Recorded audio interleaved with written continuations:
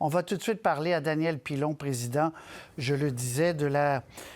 votre acronyme est quand même quelque chose, hein, M. Pilon? Expliquez-moi, c'est quoi l'organisme où vous êtes? Là? Oui.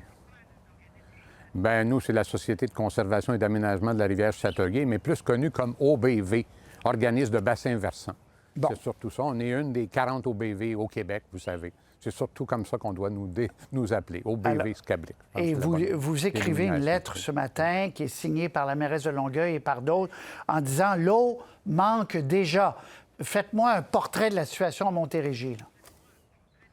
Bien, écoutez, nous, évidemment, le territoire qu'on couvre, l'OBV, c'est vraiment l'ouest de la Montérégie. Puis, dans notre secteur, depuis 2014, parce que nous, on fait un plan directeur de l'eau à tous les 10 ans, puis déjà en 2014, on identifiait que dans notre secteur, on était pour avoir des problèmes avec l'eau. Et en 2024, lors de notre dernier dépôt de plan directeur de l'eau au gouvernement, ça a été clair, le diagnostic est clair.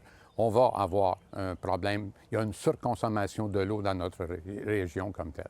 C'est ce qui nous a amené d'ailleurs à présenter la demande de BAP avec la collaboration des élus de la région. Oui, je vais venir au BAP dans une seconde parce que vous dites que ça prend un examen général, mais je reviens sur le diagnostic, là. Où c'est pire? Là? Donnez-moi des exemples concrets, réels.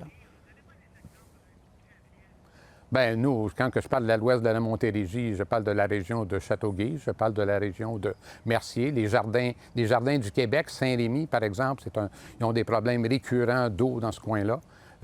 Les agriculteurs sont obligés de faire des puits plus creux pour avoir plus d'eau.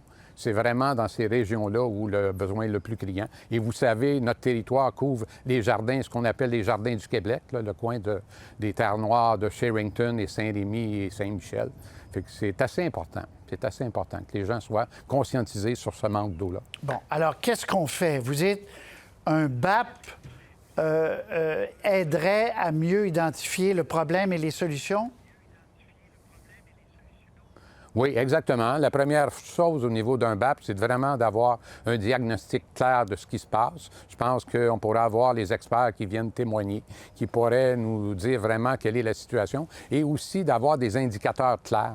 Parce que vous savez que les chiffres qu'on a, les indicateurs, les gens sont obligés de divulguer leur utilisation d'eau. Les grands utilisateurs doivent dévoiler après 50 000 litres d'eau qu'est-ce qu'ils utilisent par année comme tel.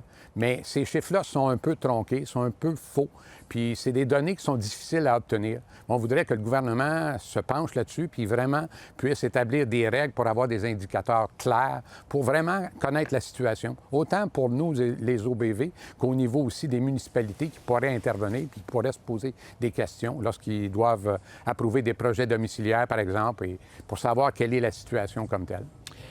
Je le disais, un des problèmes, une des causes, c'est qu'on consomme trop d'eau. On consomme comme s'il n'y avait pas de fin à tout ça.